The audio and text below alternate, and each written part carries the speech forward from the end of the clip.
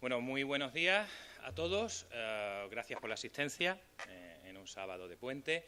Gracias a todos los organizadores por un trabajo estupendo que ha permitido que efectivamente haya unas jornadas donde se esté tratando ya en el ámbito universitario, lo que quiere decir aplicación de conocimiento e inteligencia con ciertas bases. Buenos días también a aquellos que nos estén siguiendo por streaming. Ha sido muy interesante la mesa anterior y la exposición al respecto de la regulación de la cannabis sativa. Y yo, bueno, ya me han presentado, soy abogado, actualmente soy diputado por Podemos en el Parlamento de Andalucía y hago leyes. Es una lástima porque en el Parlamento de Andalucía las leyes que hemos hecho no se han aprobado allí, pero se han exportado a otros parlamentos autonómicos, el de La Rioja en concreto. Y bueno, es un gustazo el ver que sí, que tu trabajo a veces sirve, aunque no sea en tu tierra. Lo que voy a comentarles es un texto normativo en el que confiamos, en el sentido de que esperamos que este texto se haga realidad algún día. Esperemos que no nos suceda esto que les estoy contando, que presentamos leyes en los parlamentos, son rechazadas y otros parlamentos las copian porque sí que les parecen muy buenas. Cuando hablamos de una regulación integral del cannabis, quiero resaltar que lo más interesante de la mesa anterior ha sido que se debe de normalizar tanto la planta como los usos de la misma por parte de todas las personas. Tenemos una sustancia que tiene efectos psicoactivos y esa es una de las causas que han llevado tanto a esa como a muchas otras sustancias a estar incluidas en convenios, tratados internacionales y reguladas fundamentalmente en los códigos penales. Y como dicen los tratados literalmente hablan de la salud moral de la humanidad, la prohibición se debe a una cuestión moral. Cualquier sustancia psicoactiva produce una alteración de tu estado de conciencia.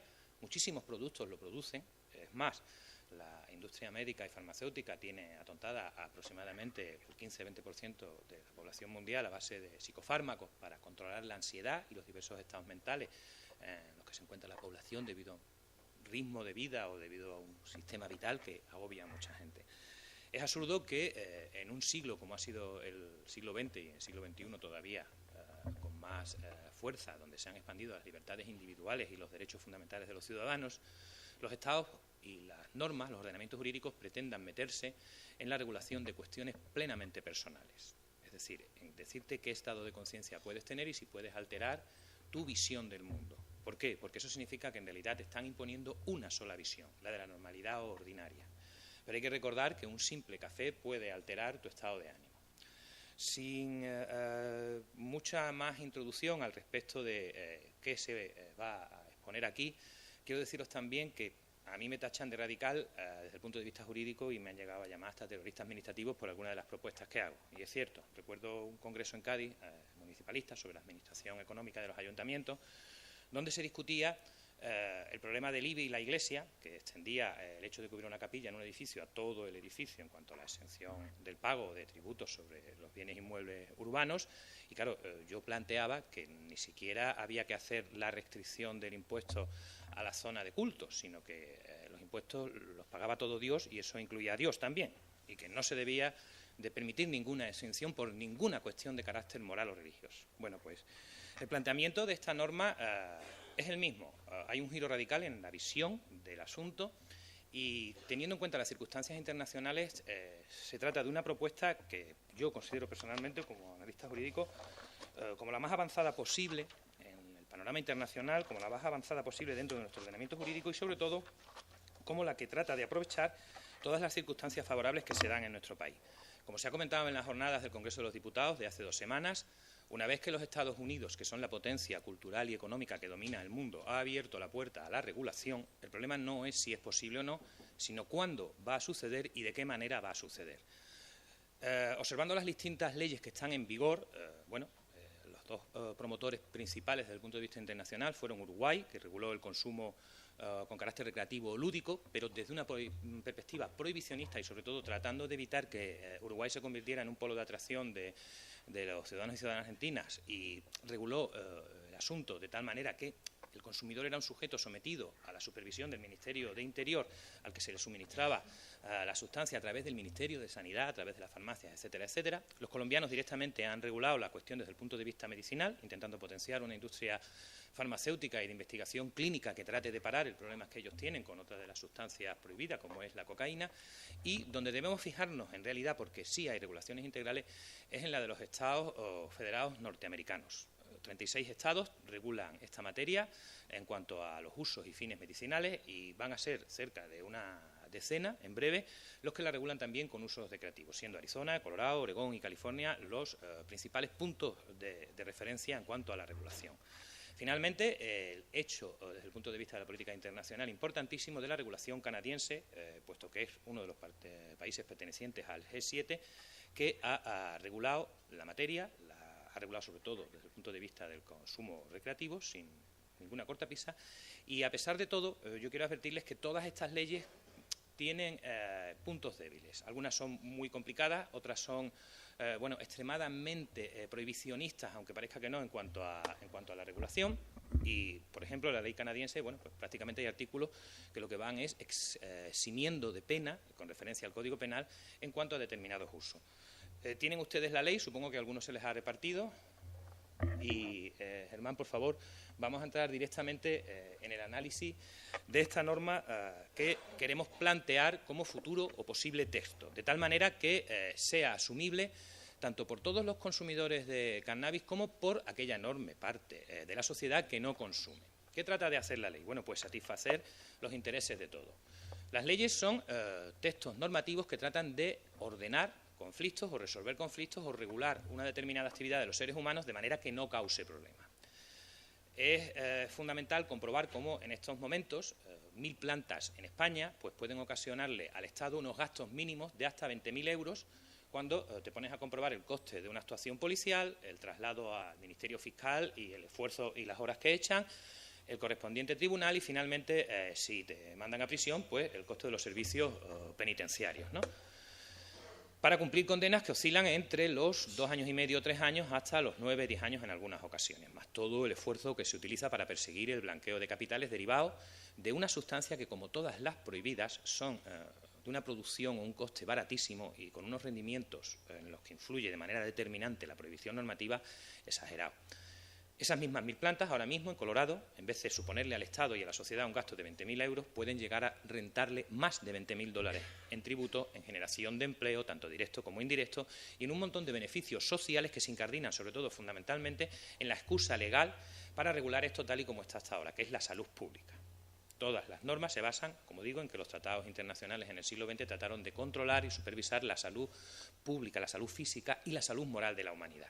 Bueno, si queremos realmente aprovechar las circunstancias internacionales, las circunstancias políticas y, lo más importante, las circunstancias sociales y geográficas y agrícolas de nuestro país, es necesario que nos planteemos un proyecto absolutamente abierto y absolutamente radical en cuanto al planteamiento de libertad desde el que hay que operar.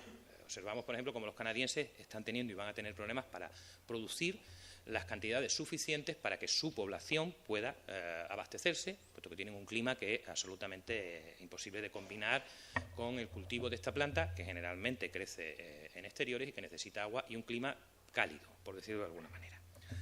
En la ley se distingue a grandes rasgos entre los usos de carácter particular, es decir, aquellos que realiza cualquier persona para sí, y los usos de carácter profesional, aquellos usos que pueden hacerse de la planta, pero no con el interés de consumo particular, sino con un interés fundamentalmente o comercial o medicinal. Y se trata de establecer unos principios básicos en la regulación de una norma que tiene además como característica fundamental ser concisa, clara y cortita, para que todos aquellos elementos de carácter técnico sean desarrollados en un futuro reglamento que además tiene que tener carácter integral, es decir, ser un único modelo normativo al que acudir por parte de cualquier usuario, particular o profesional, para resolver cualquier duda que tenga. Sin más, voy a pasar a explicar, si puedo, porque es cortita, insisto, es muy importante que la ley tenga los elementos y principios básicos para que todo el mundo pueda acceder a ella, es decir, una norma de 200 páginas o de 500 artículos o de 100 y pico como tiene la canadiense probablemente no sea leída por casi nadie. Una norma de 30 y tantos, 40 artículos, cortitos y concisos, va a ser leída por mucha gente y eso va a crear y generar opinión pública. insisto, es muy importante que de estas jornadas logremos hacer que esta propuesta se haga, o se apropie de ella la sociedad, no ningún partido político, no ningún lobby de presión económica, farmacéutica o medicinal, sino que la sociedad la vea como un proyecto posible y la haga suya. El título preliminar de la ley, que consta de, si no recuerdo mal, 5 o 6 títulos, establece los principios fundamentales. En primer lugar, el reconocimiento de que la planta es un bien de carácter cultural y común de todos. Hay que intentar, por tanto, evitar que la planta sea propiedad de algunos y que sobre la planta se establezcan posibilidades de control que restrinjan el uso de otros. Es decir, estamos haciendo o proponiendo una norma que garantiza y reconoce los derechos de todos. Y, sobre todo, muy importante, se regula la planta y los derechos de las personas con relación a ellas. Nada más. Es una ley del cannabis y no se ocupa de posibles políticas públicas, que pueden ser más o menos acertadas, que se pudieran desarrollar en torno a la planta. Y con esto quiero decir que no se establecen, como se han escuchado en debate público, propuestas de carácter agrícola económica, porque son cuestiones que dependen de las políticas agrícolas comunitarias o de los gobiernos en concreto el desarrollarlas. Lo mismo que en materia de salud pública. Si metes en una ley del cannabis actuaciones de políticas públicas relacionadas con la sanidad, etcétera, etcétera, vas a hacerla muy compleja y probablemente tengas muchos problemas para que la norma sea debatida con tranquilidad y sencillez y que salga adelante. Vas a crear más obstáculos si empiezas a regular cuestiones ajenas a lo que es la misma planta en sí. Como digo, el artículo 1 establece y regula el objeto y los principios fundamentales de la ley, donde se dice que la planta tiene carácter universal, cultural, sociológico, lúdico, recreativo, medicinal, comercial e industrial. Es decir, se reconocen desde el punto de vista legal todos los aspectos de la misma. Debo recordarles que la regulación actual está contenida en los tratados internacionales y, sobre todo, en el artículo 368 del Código Penal, que, de manera general, y regulando todas las sustancias psicoactivas prohibidas, dice que castigará el Código Penal a los que ejecuten actos de cultivo, elaboración, tráfico o de otro modo promuevan, favorezcan o faciliten el consumo ilegal de drogas tóxicas, estupefacientes, etcétera, etcétera. Ese término es el fundamental dentro de la normativa, el consumo ilegal. Como se decía en la mesa anterior, ¿cuál es el consumo legal? En nuestro país existe una norma, un decreto de Gobernación de Madrid, en la dictadura del año 51-57, no recuerdo mal, que es el único que prohibía que la gente se automedicase o utilizara el cannabis. No existe ninguna norma que prohíba el consumo. Y, de hecho, estamos en una situación donde esa hipocresía normativa nos ha llevado a una complejidad absurda, donde los CSC se han tratado de adaptar con toda la buena fe del mundo a las normas jurisprudenciales al respecto para decir qué es delito y qué no es delito con respecto a la planta y sus usos, donde existe una regulación de los aspectos medicinales escasa y una falta de información y de control sobre los usos que está haciendo la industria farmacéutica de la misma, etcétera, etcétera, ¿no? Bueno, pues con esta ley lo que se pretende es cubrir ese término legal y ese marco que se crea, estableciendo lo que sí sería el consumo ilegal. Es muy importante saber que la ley no tiene el carácter de orgánica. Vivimos en un país con un parlamento con 350 diputados, donde sacar leyes orgánicas está siendo muy complicado y va a ser muy complicado. No hemos querido o no se ha querido tocar el Código Penal porque eso te obligaría a reunir una mayoría de 176 diputados frente a una mayoría simple para sacar una ley que tiene el carácter de ordinaria y que, insisto, solo determina y regula lo que son los consumos legales de esta planta. Ahora avanzaremos sobre ellos, pero sigue habiendo y va a seguir habiendo, conforme a esta propuesta, marcos que siguen siendo ilegales y siguen siendo delictivos. Como decía, la ley está orientada a satisfacer los intereses tanto de los consumidores como de los no consumidores, es decir, las personas, la mayor parte de la población, que no consume ni tiene ningún interés ni le importa mucho qué pase con la planta, ¿no? Y por eso se distinguen los usos particulares y los usos profesionales y se establece la necesidad o la distinción de que aquellos que pasen a realizar usos profesionales, bueno, pues colaboren con el común, con la sociedad, y eso se hace en forma de tributos. El planteamiento de la ley es que a la gente le va a dar mucho más miedo seguramente que se le presente en la puerta de su casa un subinspector de Hacienda que una pareja de la Guardia Civil y que empiece a pedirle papeles y le anuncie que le van a hacer unas cuantas declaraciones paralelas por no haber declarado tal o cual cosa, por no haberse dado de alta, etcétera, etcétera. Es lo que nos pasa ahora. Quizás le tenemos más miedo a las sanciones administrativas derivadas de la Ley de Seguridad Ciudadana, que te pueden cascar unas multas enormes, que a una sanción penal donde pueden sustituirte o suspenderte la pena, etcétera, etcétera, ¿no? Seguimos con la ley. Se establece claramente el principio de la necesidad de licencias y de control desde el punto de vista de la sanidad y de la autoridad pública y desde el punto de vista también fiscal y tributario para todo acto que no sea el particular Y,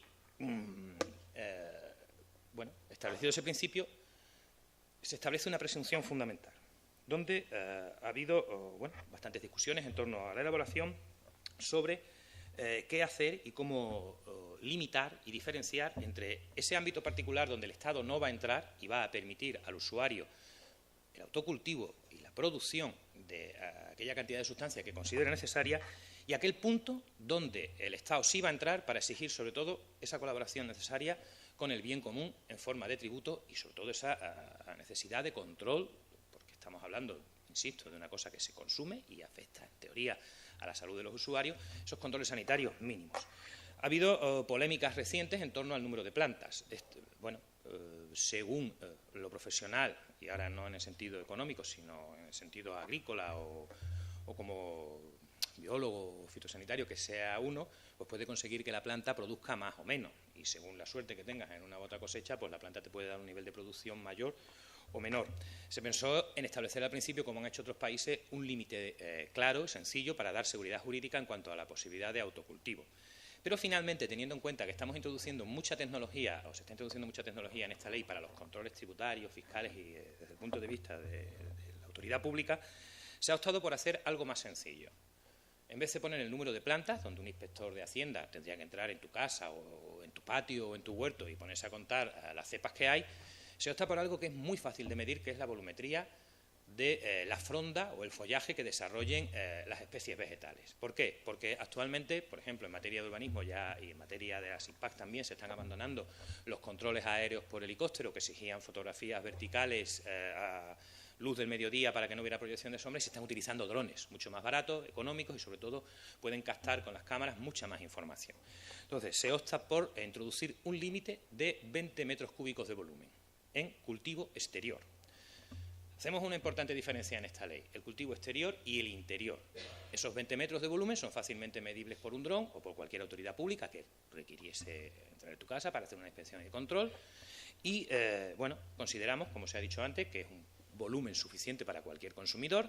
Se establece también un principio en la ley y es la atribución de esa posesión de las plantas, es decir, yo como persona con carácter anual y dentro del territorio español tengo este límite de los 20 metros de volumen, para empezar, en cuanto al autocultivo y la plantación.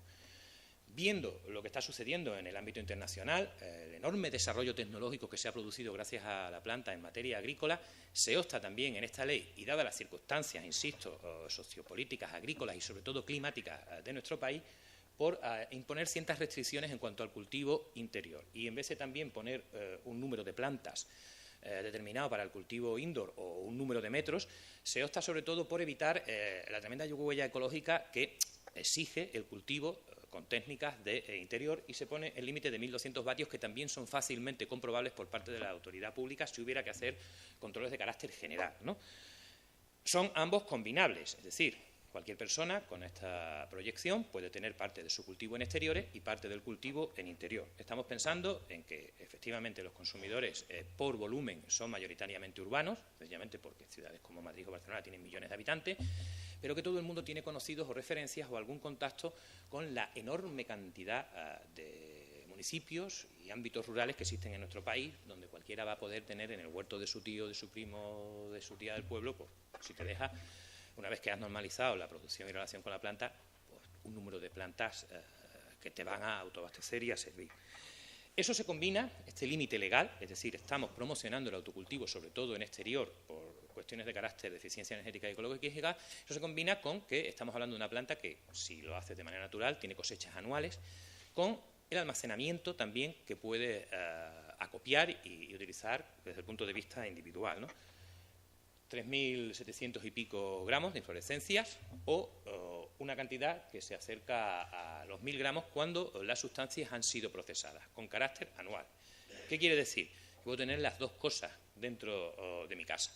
Puedo tener, en el momento en que voy a recoger la cosecha, 20 metros cúbicos de volumen de producción, pero a la vez puedo haber yo personalmente no consumido nada de la cosecha anterior, y puedo tener en ese momento también hasta 1.000 kilogramos o 3.700 gramos del derivado de la planta, ¿vale? Lo que no puedo es bueno, llegar al año siguiente, recoger la cosecha y tener 2.000 gramos en mi casa almacenados. ¿Por qué? Porque entonces la Administración y la ley pasan a presumir que tú estás utilizando esas cantidades para comerciar. La presunción es que si tú superas los límites estás comerciando, entonces entra la Administración a controlarte, pero el principio es la libertad absoluta en el autocultivo para todas las personas que quieran realizarlo. ¿Cómo somos conscientes de que efectivamente es una sustancia psicoactiva y sobre todo es algo que da placer? El café da placer, el tabaco da placer a los que estamos enganchados, es decir, tú consumes algo porque te produce algún beneficio. La lejía no la consumimos habitualmente, ¿vale? Pues siendo una sustancia, un objeto que produce cierto placer y sabiendo además que todo consumo en exceso es perjudicial, sea lo que consumas en exceso, pues no queremos promocionar el consumo. No queremos prohibirlo, queremos facilitarlo todo, pero no queremos promocionarlo. Y también se establece como principio general en la ley la restricción a la publicidad de la sustancia y la prohibición de incitación al consumo. Para que no exista ningún problema con el resto de la sociedad, por supuesto, hay que evitar que los menores accedan a la planta. Entre otras cosas porque la forma de acceso de los menores a la planta habitualmente es a través de la inhalación mediante la ignición de cigarrillos y, bueno, es una forma también de evitar que el tabaquismo se extienda.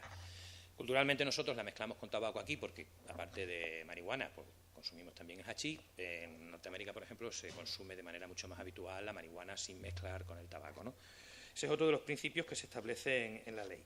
Por eso, la ley no va a amparar una gran hoja de marihuana en una empresa en medio de una calle de una ciudad diciendo consume o fuma, etcétera, etcétera. No, todo lo que hagas te lo voy a permitir, pero sin que se entienda en ningún momento que hay una incitación al consumo.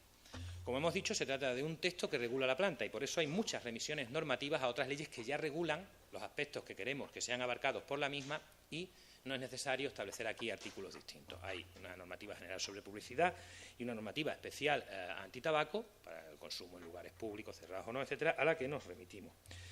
Como hemos dicho, todos los principios fundamentales de este título preliminar, el artículo 7, construye y establece las bases del tratamiento fiscal. Nos hemos encontrado con ciertos problemas.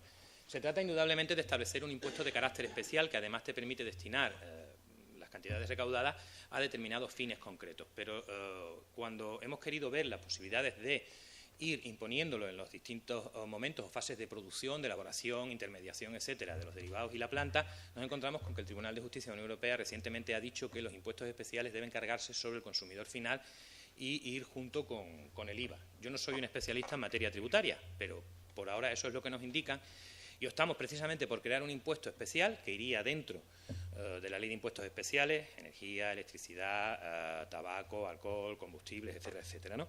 Con una carga máxima del 35% de gravamen fiscal sobre el producto final y, bueno, estableciéndose límites en el caso de los cigarrillos de 20 céntimos por unidad.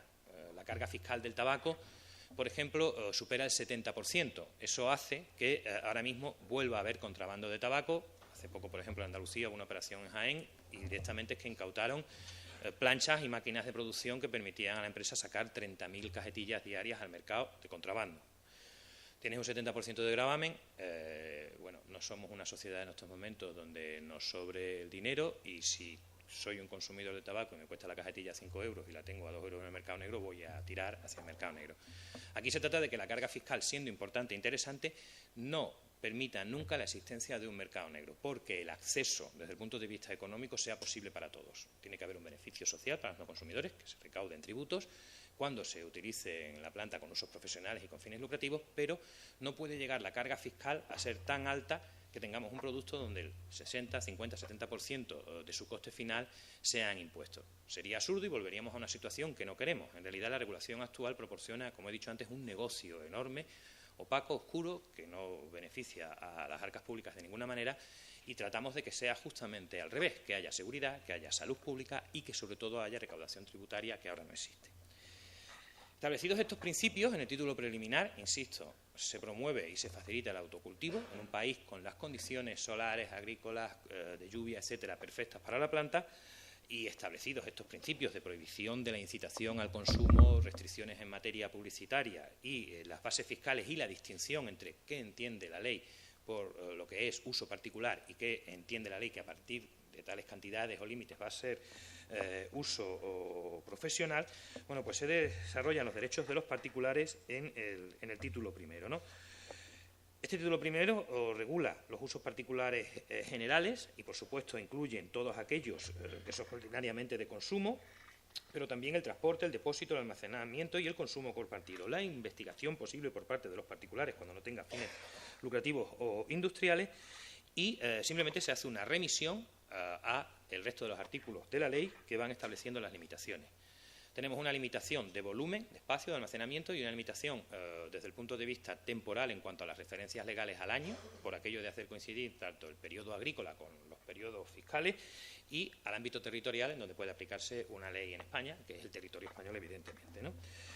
Como decía antes, es una ley que trata de no meterse por circunstancias de carácter político en el rango de orgánicas y tocar directamente leyes orgánicas como son el Código Penal, y por eso sigue preveyéndose que siga siendo delito facilitar el consumo a los menores de edad o a las personas incapaces en el sentido de la incapacidad del Código Penal. El Código Penal determina en el artículo 25, apartado segundo, quién considera el Código Penal a efectos de protección incapaces, y no es necesario que haya una sentencia de incapacitación ni que se dé un rango específico médico para considerar a tal o cual persona. Lo que está diciendo de la ley es que no se puede abusar de personas que tengan disminuida su capacidad de defenderse precisamente frente a esos abusos. Eso sigue siendo delito. Si alguien trata de proporcionarle marihuana o hachís a un menor de edad, pues si aparece la policía y te coge, te van a seguir aplicando las mismas normas que había hasta ahora, y si haces eso con alguna persona que esté considerada incapaz también desde el punto de vista legal penal, pues también te van a empurar. Es evidente que toda esta regulación necesita de la colaboración de la sociedad. Decía Moruno en un artículo que publicaron en El País hace un poquito de un mes que una regulación integral podría conllevar la reconciliación entre los 2,5 millones aproximadamente de usuarios habituales y las fuerzas y cuerpos de seguridad del Estado. Ahora mismo hay una relación siempre de tensión, de sospecha, y hay una enemistad manifiesta, cuando realmente todos contribuimos al sostenimiento de las fuerzas y cuerpos de seguridad y están para beneficio nuestro, es decir, para nuestra seguridad. Eso se elimina por completo por la ley. Pero también se exige a los particulares que para que esa reconciliación se produzca haya una obligación de colaboración con las autoridades cuando éstas vengan a inspeccionarte o a preguntarte o a pedirte información sobre lo que estás cultivando, plantando, etcétera, ¿no? Entonces se imponen una serie de obligaciones por parte del particular para que facilite la labor de las autoridades públicas. Basándonos además en otro principio en relación a esas actuaciones, frente a legislaciones como la uruguaya, que controlan de manera perfecta la identidad de los consumidores, aquí nos basamos en los principios de la protección de datos. Hemos dicho que se regula desde un punto de vista ideológico como una libertad precisamente ideológica, es decir, como el derecho fundamental de cada cual a pensar y a dirigir su conciencia, su mente o su cerebro a donde quiera, y eso debe de ser protegido en el rango de la intimidad de manera perfecta y absoluta. Todas las actuaciones públicas que no deriven, por supuesto, en expedientes que te abra Hacienda si te está inspeccionando porque no eres realmente un particular, sino que eres un profesional que está tratando de eludir los regímenes fiscales y administrativos ordinarios, van a quedar sujetos a un deber de secreto absoluto. Evidentemente, si te abren un expediente y te abren una paralela en Hacienda, pues ya no tienes esa intimidad que te garantiza la ley. Se obsta también en la regulación de los usos particulares, e insisto, esto es muy importante para entender por qué este proyecto lo consideramos como muy bueno desde el punto de vista de las posibilidades a futuro de aprobación, por no regular en la ley los efectos que en otras normativas se establecen para el caso de conductas de riesgo. Es decir, se trata de que la Ley de Seguridad Ciudadana no continúe sancionando el hecho de estar consumiendo en la vía pública o transportándolo dentro de los límites legales en la vía pública sin alterar su articulado, porque algunas normas sí son de ley orgánica en esa Ley de Seguridad Ciudadana y otras no, y optamos por no tocar nuevamente, o se opta por no tocar la ley orgánica y por sí no permitir que se continúen estableciendo sanciones por algo que es habitual, que es el consumo de cigarrillos en la vía pública. Evidentemente no vas a poder consumir en locales públicos cerrados, y tampoco nos metemos en otro de los temas candentes y de los que se ha hablado antes, como son la conducción bajo los efectos de la sustancia. Simplemente nos remitimos a la normativa. Habrá que desarrollar muchísima más tecnología para que podamos determinar con la necesaria seguridad jurídica y técnica cuando alguien se ve afectado por el consumo de cannabis en la conducción. No lo vamos a hacer en esta ley si salvamos las prohibiciones actuales, es decir, se invierte en este artículo 11 la presunción de ilegalidad que pesa sobre el ciudadano ahora mismo cuando te cogen con cualquier cantidad de sustancia, donde eres infractor ya de por sí solamente por el hecho de que te hemos cogido, y lo que se establece es el principio de que sea la autoridad pública la que tenga a la carga de la prueba de demostrar que tú, bueno, pues o estabas haciendo una hoguera en vez de fumando y estabas apestando al barrio, o que has plantado en zonas o jardines públicos y es un abuso del dominio público, o que te has puesto a fumar delante de la puerta de un colegio, etcétera, etcétera. Es decir, una remisión para facilitar la normalización de la utilización por parte de los usuarios en las vías públicas. Es absurda la regulación que tenemos ahora mismo. Puedes consumirlo en tu casa, bueno, si todo lo haces dentro de tu casa, ni se te ocurra ir a divertirte o a consumirlo en una playa, en un río, en un sitio donde tengas que atravesar zonas públicas, porque evidentemente si te cogemos te multamos. Estas son las bases en el título primero de la regulación para los usuarios. Esto es determinante en cuanto a los efectos que debe de producir sobre todo el resto de la regulación, y estamos hablando de una regulación integral. ¿Por qué? Porque, como digo, en un país eminentemente agrícola desde el punto de vista de nuestra superficie, bueno, lo normal es que muchísimas personas, muchísimos ciudadanos y ciudadanas prefieran o tengan cosecha y cultivo propio.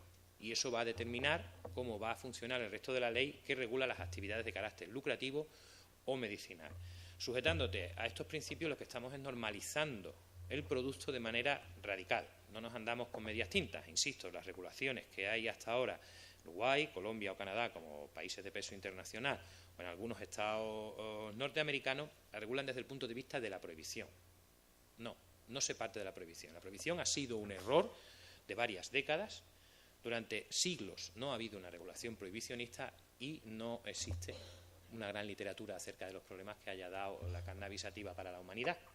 No lo hay. Entonces se vuelve a ese principio histórico que es la planta no es un problema. El problema es la prohibición. Vamos a incardinar la planta de nuevo en la sociedad. Como decía Bernardo, una de las características de nuestro país es que el acceso es sencillo. En realidad nadie se queda sin fumar porque no pueda acceder a la planta o a sus derivados en nuestro país. Todo el mundo tiene acceso. Luego, si la situación es esa, vamos a regularla de tal manera que efectivamente la planta no plantee ningún problema para los particulares en cuanto a la posibilidad de acceso por voluntad propia en el ámbito doméstico y privado. Pasamos a un título segundo donde se regulan los usos profesionales, dividido en dos capítulos, los que pueden realizar los cultivadores, y aquí sí estamos hablando de lo que son las labores agrícolas propiamente dichas o entendidas en su concepción clásica, y lo que son los usos de carácter profesional de intermediación. Ambos son combinables, es decir, puede ser un sujeto que tenga 2 hectáreas, 20 hectáreas de cultivo de cannabis sativa y además la proceses y la venda en establecimientos que tengas abierto al público en donde quieras. Germán, por favor, avanza. Sí, el título comienza con una obligación de comunicación por parte de los cultivadores a la correspondiente Agencia Estatal del Cannabis, un elemento administrativo que se crea con esta ley, incardinado en la Agencia Estatal de la Administración Tributaria, con funciones casi de control similares a las que tienen los productos estancados como el tabaco, es decir, administrativamente estamos hablando de una combinación de una institución de carácter financiero o tributario, pero también relacionada con el ámbito de la agricultura y de la salud pública. El principio de la actividad profesional es este. Si tú quieres hacer lo que sea y hacer negocio, que es lícito, te impongo la obligación absoluta y sin excepciones de comunicármelo a mí, que soy administración, ¿vale? En el caso del cultivo, me vas a tener que decir dónde, cuándo, cómo, vas a tener que poner sistemas de vigilancia, de prohibición de acceso a menores a la zona de cultivo y vas a tener que comunicarme todas las circunstancias que estén relacionadas con el cultivo. Dentro de esa obligación que se impone de manera genérica al que quiera cultivar la cannabis sativa con fines agrícolas e industriales, planteamos también, a la vista de cómo funciona generalmente la Administración española, el silencio positivo. Lo que pasa es que las nuevas tecnologías nos permiten hacer que esa comunicación quede registrada a efectos de que el Estado ya sepa que tú vas a hacer eso. Si no te contesto diciéndote sí, se presume el sí, y solo voy a poder imponerte límites desde el punto de vista del cultivo industrial o agrario profesional cuando, bueno, pues incumpla las políticas generales agrarias. Probablemente el tabaco, que es un producto que se cultiva en Extremadura y en Canarias de manera abundante, bueno, pues ocupa unas extensiones enormes, ¿no? Eso es un monocultivo, existen políticas de restricción en algunas zonas a esos monocultivos y esas son las únicas limitaciones que se prevén en esta ley, remitiéndolas a la legislación agrícola general, que pueden establecerse para los cultivadores. Es decir, a lo mejor en algunas zonas, pues las correspondientes políticas agrarias públicas no te permiten que genere su monocultivo por cuestiones ecológicas, medioambientales o simplemente de producción económica agraria, ¿no? Sí, Juan, disculpa. Se nos va el tiempo, así que acelera un poquito, por favor, porque luego queremos dar un par de turnos de palabra. Y me gustaría, perdona, recordad que, por favor, que bajéis el volumen a los teléfonos, que venga a sonar un pitidito. Y, bueno, a Juan no le desconcentra casi nada, pero adelante, por favor. El artículo 13 establece los requisitos de esa comunicación, estableciéndose la obligación y las alternativas de comunicar la localización específica desde el punto de vista geográfico, coordenadas GPS, SIPAC y varias opciones. Se establece la obligación de llevar un registro visual de grabación continua, es lo que se hace en Arizona, es decir, se tiene que saber por parte del Estado qué vas a producir, cuántas plantas hay, porque quiero llevar un control fiscal para que no se me escape en el último céntimo tributario de aquellos que se dedican a las actividades profesionales. Igualmente, en este título dedicado a los cultivadores, se establecen normas sobre trazabilidad del producto. Es fundamental asegurar y mantener la calidad y la salubridad de los productos, sobre todo porque podemos y deberíamos de convertirnos en una potencia mundial en esta materia, y aprovechando que estamos en La Rioja, todo el mundo planta cepas de vino por todo el mundo, pero solo las francesas y las españolas tienen reputación mundial y tienen esa salida a los mercados de manera mucho más fácil que un vino sudafricano o californiano. Se trata de que esto sea también un argumento y un principio en la ley, el que haya una buena calidad de producción cuando estamos hablando de usos profesionales y, sobre todo, para garantizar la salud de los consumidores, que el producto sea trazable desde el principio hasta el final. Tenemos tecnologías para hacerlo. Solo se establece una limitación en materia de cultivo, y es que cuando las producciones se vayan a dedicar a la venta exterior, eso hay que comunicarlo no solo a la Agencia Estatal del Cannabis, sino que además tienes que poner en relación con el Ministerio de Exteriores, por la sencilla razón de que son ahora mismo solo 4 países los que están permitiendo el uso legal y las exportaciones van a ser complicadas. Así que para proteger los intereses de los agricultores y de los intervinientes en estos negocios de carácter internacional, es mejor que los correspondientes ministerios de Exteriores de ambos países se pongan en contacto y se coordinen para la firma de convenios internacionales de carácter individual entre Estados para permitir ese tránsito de mercancías. En materia del título segundo, que son los profesionales de carácter intermediario, es decir, los que van a vender esos productos derivados de la planta o la misma planta, igualmente se impone otra obligación de inscribirte en los registros de carácter especial para comunicar tu actividad, y aquí también se impone un control exhaustivo. Se opta en la ley por el principio de obligar a los establecimientos con sede física para controlar sobre todo el acceso de los menores. Estos establecimientos deben de cumplir todas las normas urbanísticas ordinarias para cualquier tipo de negocio. Se impone la obligación de llevar un registro y un inventario de mercancías casi obsesivo en cuanto al control visual de cámaras, de peso, de los programas que se utilicen, etcétera, por parte de la legislación, pero salvaguardando siempre, insisto, la intimidad del consumidor final. Y, a su vez, se les impone también la obligación de proporcionar todas las cifras de venta y de consumo a las autoridades públicas para poder desarrollar políticas públicas al respecto, teniendo en cuenta los consumos y comportamientos de la población con respecto a la planta. No se permite la recolección o el almacenamiento de datos de particulares, salvo que estos lo consientan expresamente. Se ha planteado el problema de la venta a distancia. Por ahora solo hemos optado por incluirla en la ley para aquellos casos en que el sujeto tenga problemas de movilidad. Si permitimos o metemos ahora mismo, aunque va a ser inevitable por los avances tecnológicos, la venta a distancia, probablemente te vayan a acusar de permitir zonas oscuras de mercado o zonas donde el control es más difícil. La idea es que cualquiera pueda entrar en una tienda, que pueda pedir la cantidad que quiera. Allá él sí se excede, por supuesto no te van a vender en un solo día los límites establecidos en la ley como máximo, no te va a dar en una tienda nadie conforme a la ley 1 kilo 100 gramos. Tú puedes ir a la tienda a lo largo de varios meses y comprar más de 1 kilo 100 gramos. Pues tú verás, como te cojan los de Hacienda, van a presumir que tú estás comprando para revender y bla, bla, bla, bla, bla, bla, sanciones altas, etcétera.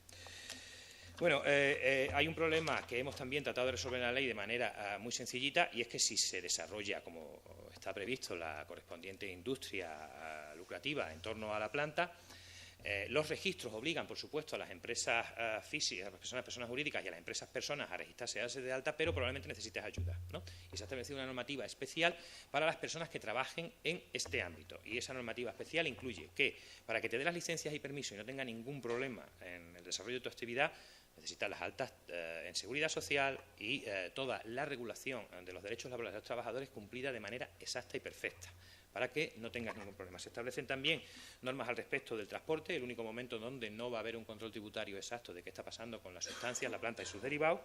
Y, como decía antes, una obligación específica en cuanto a la comunicación y publicidad del producto. Las sedes físicas de aquellas personas que realicen intermediación comercial en los productos no van a poder anunciarse al público con grandes rótulos y una hoja de María en verde fluorescente como tiene una farmacia, ni tampoco los productos que se vendan al público van a poder llevar indicaciones que permitan a cualquiera inferir que efectivamente se trata de marihuana y de la famosa hoja de María, que es el logo clásico. Por otra parte, también, como curiosidad dentro de la regulación de la planta y de las comunicaciones que se hagan al público, se impone la obligación de registrar todos aquellos textos de publicidad o de comunicación en el registro especial y además que vayan firmados por el correspondiente profesional. Es decir, vamos a intentar evitar que haya publicidad engañosa en esta materia y que, sobre todo, las advertencias de salud pública, de consumos excesivos, etcétera, que haya en cualquier paquete o envoltorio final de la planta o sus derivados de venta al público, tenga una letra exactamente igual en tamaño a la más grande de las grafías que utilice el envoltorio. Imagínense ustedes que todos los productos que nos venden en los supermercados, la letra de la fecha de caducidad tuviera el mismo tamaño que la mayor de las letras que tiene el envoltorio, ¿no? El título tercero de la ley regula los usos profesionales medicinales, es decir, aquellos que tienen intención o finalidad terapéutica, y como hemos dicho, no se han introducido políticas públicas directas en la ley, puesto que estamos regulando la planta en sí y las necesidades de los usuarios, y se opta por una gran diferenciación. Aquella industria farmacéutica medicinal que vaya a dedicarse con carácter profesional y con fines de lucro a cualquier actividad en relación a la planta, y aquellos que solo tienen fines de investigación puramente científico o de avanzar en los conocimientos. Se remite a la regulación ordinaria en materia farmacéutica el uso industrial medicinal de la planta, es decir, quien quiera hacer ensayos clínicos, pues que se ponga a ello, con la única derogación de la normativa actual, que no te permite con ninguna sustancia de las incluidas en los tratados realizar ensayos clínicos por cuestiones de orden moral. Es decir, usted me va a poder impedir un ensayo clínico siempre y cuando esté basado en alguno de los marcos normativos que me prohíben ensayos con sustancias peligrosas o demasiado venenosas, etcétera, pero no por cuestiones morales, con lo cual la industria farmacéutica va a poder desarrollarse como le dé la gana.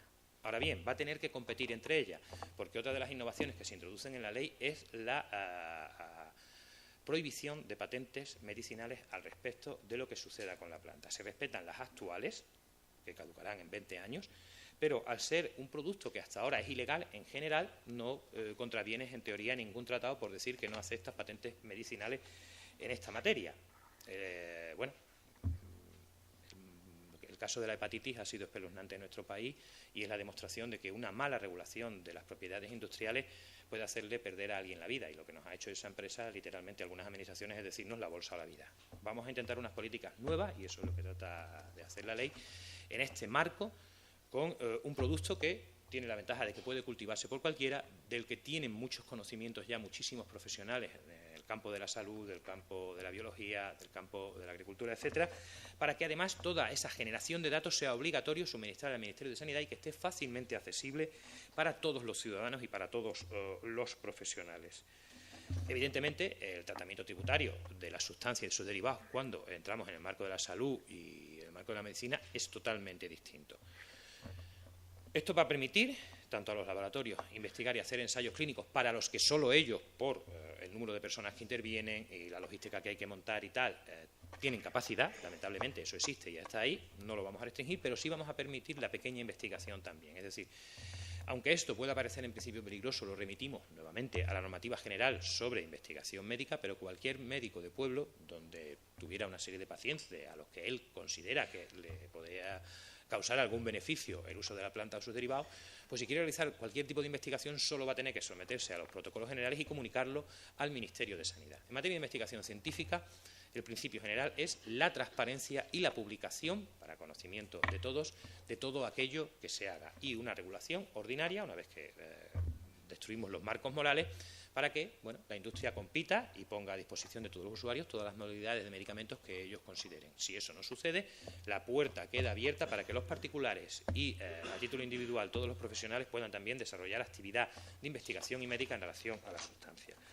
En el capítulo cuarto se regula el aspecto más importante para todos aquellos que no son usuarios, consumidores o no tienen relación alguna con la planta, y son los impuestos de carácter especial y el régimen tributario que se pretende establecer. Destacar que, a pesar de ser un impuesto especial, no se hacen exenciones territoriales. Sabéis que Ceuta, Melilla y Canarias tienen regímenes tributarios de carácter excepcional en materia de impuestos especiales. Recordemos que Canarias no se incorporó a la normativa fiscal hasta los años 90 de la Unión Europea, y aquí no se establece ninguna excepción ni ninguna ventaja fiscal para nadie.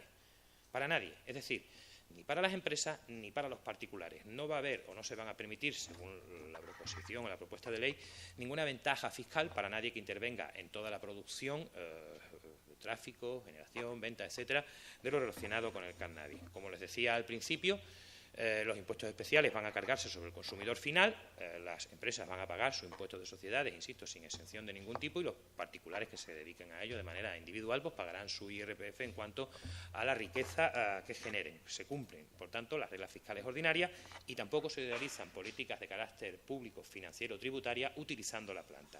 Tratamos de evitar que nadie obtenga ventaja de ningún tipo de una regulación que pretende ser neutral.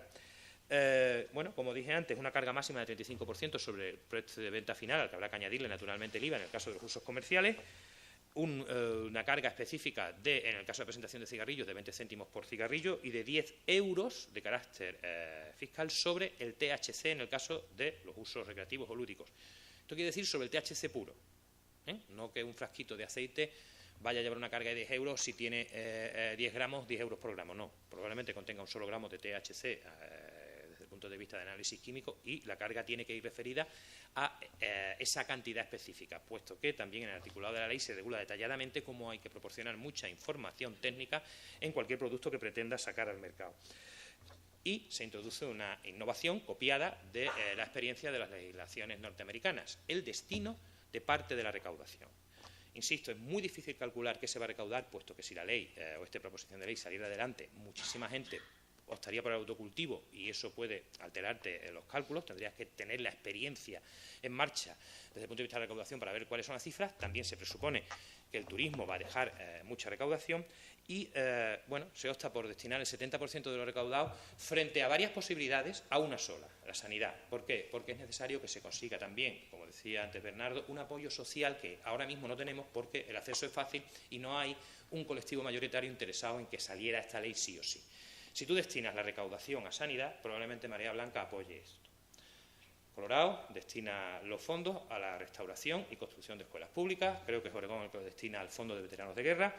Y aquí, si los cálculos básicos, que pueden llegar a los 3.000 millones de euros de recaudación con esto en pleno funcionamiento, si así pasara, son más o menos reales o efectivos, pues estamos hablando de que se dedicaría en una partida específica en los presupuestos a sanidad pues el 70% de esa recaudación. Más de 2.000 millones de euros, que teniendo en cuenta los recortes en el gasto público que se han producido en los últimos años, seguramente que nos vendrían a todos muy bien. Finalmente, el último de los títulos, disculpa, termino ya. Si no te importa, dale dos toques, que ahora pasemos preguntas. Regula la materia más compleja, que es la de los efectos internacionales, los derechos de los extranjeros para consumir y disfrutar de la planta y sus sustancias cuando estén de turismo en España, los derechos de las empresas extranjeras para comerciar o también hacer negocios en España. Estamos en el mercado común que se basa en la libertad de empresa y eso no podemos evitarlo. Y, finalmente, los criterios de seguridad internacional para que no haya problemas desde el punto de vista de la comercialización entre empresas de distintos estados, entre particulares de distintos estados, que necesiten que, si esta ley saliera en España, España como gran suministrador les proporcionara. Finalmente, como hemos dicho, las disposiciones transitorias. Se trata de no tocar materia de ley orgánica y quizá uno de los artículos más polémicos es la regulación de cómo, cuando haces que algo deje de ser delito, se producen efectos en el ámbito penal, ¿no? Hemos dicho que el consumo con menores no se permite. Luego habrá gente que esté condenada por haber facilitado marihuana o hachís a menores, que va a seguir cumpliendo sus condenas, pero se eliminan las condenas de aquellos sujetos que estén cumpliendo prisión cuando no concurran las circunstancias que están previstas en la ley. No se eliminan los antecedentes penales, pero sí se pone en libertad al sujeto. Por supuesto, todos los procedimientos administrativos sancionadores quedan de plano archivados, menos aquellos que hayan sido firmes y hayan pagado la multa, cumpliendo los principios generales del derecho sancionador.